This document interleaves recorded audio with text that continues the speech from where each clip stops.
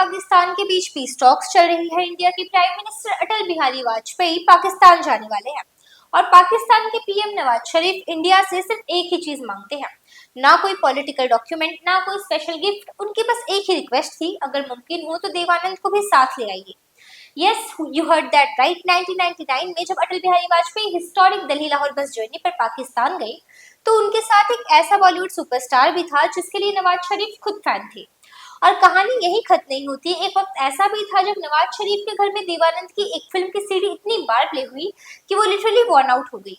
लेकिन सवाल है, नवाज शरीफ को देवानंद से इतनी फैसिनेशन क्यों थी और कैसे एक बॉलीवुड सुपरस्टार कारगिल वॉर से कुछ ही महीने पहले इंडिया पाकिस्तान डिप्लोमेसी का एक हिस्टोरिक मोमेंट का हिस्सा बन गया। नमस्कार दोस्तों, मैं हूं राधिका और आप सभी का स्वागत है फिल्मी फॉरएवर में। आज की कहानी इसी फैसिनेटिंग बॉलीवुड कनेक्शन की है। 1999 इंडिया और पाकिस्तान के रिश्ते उस वक्त एक नए मोड़ पर नजर आ रहे थे। अटल बिहारी वाजपेयी ने पीस इनिशिएटिव के तहत दिल्ली से लाहौर तक बस जर्नी की थी। ये जर्नी सिर्फ एक पॉलिटिकल विजिट नहीं थी, इसमें एक सिंबॉलिक मैसेज भी था। इंडिया और पाकिस्तान के बीच डिस्टेंस कम किया जा सकता है। और इसी हिस्टोरिक जर्नी में एक नाम ऐसा था जिसे देखकर पाकिस्तान में भी लोग एक्साइटेड थे, देव आनंद। देवानंद का पाकिस्तान से कनेक्शन भी काफी पर्सनल था। पार्टीशन से पहले उन्होंने लाहौर के गवर्नमेंट कॉलेज में पढ़ाई की थी, इसीलिए जब वो 1999 में लाहौर वापस आए तो वो सिर्फ एक सेलिब्रिटी विजिट नहीं थी, वो अपने पुराने शहर में वापसी थी। वाजपेयी ने उनसे कहा था कि रेडी रहिए, पासपोर्ट रखिए और लाहौर चलना है।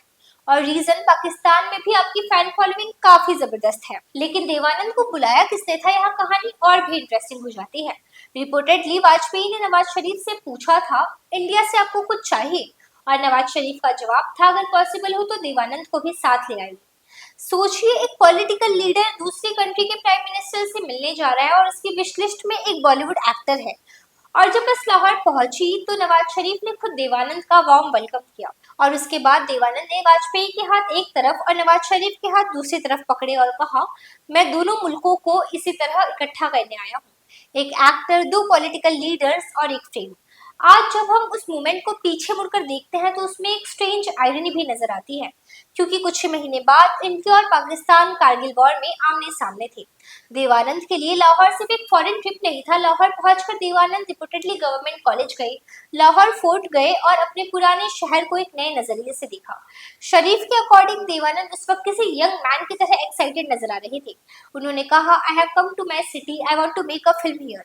और यही देवानंद की पर्सनालिटी का एक बहुत ब्यूटीफुल पार्ट था। उनके लिए सिनेमा सिर्फ बॉर्डर्स तक लिमिटेड नहीं था। लाहौर देवानंद के लिए सिर्फ एक शहर नहीं बल्कि यादों और जिंदगी का अहम हिस्सा था।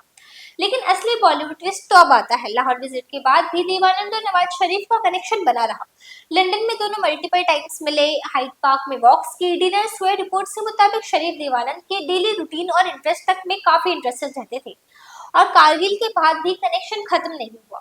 1999 में कारगिल वॉर हुआ, पॉलिटिकल इक्वेशंस बदल गए, नवाज शरीफ की सरकार चली गई और उन्हें देश से बाहर रहना पड़ा। लेकिन देवानंद और उनका कनेक्शन रिपोर्टेडली बना रहा।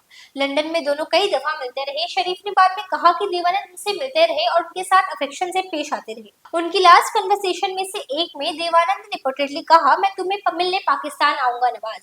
लेकिन वो प्रॉमिस पूरा नहीं हो सका। देवानंद का 2011 में लंदन में 88 साल की उम्र में निधन हो गया। हिस्ट्री को हम अक्सर वॉर्स, पॉलिटिक्स और बॉर्डर्स के थ्रू याद करते हैं, लेकिन हिस्ट्री के बीच कुछ स्टोरीज ऐसी भी होती हैं जो हमें याद दिलाती हैं कि पॉलिटिकल बाउंड्रीज के बाहर भी लोगों के बीच कनेक्शन एग्जिस्ट करते हैं। 1999 में एक बस दिल्ली से लाहौर गई थी। उस बस में प्राइम मिनिस्टर अटल बिहारी वाजपेयी थे।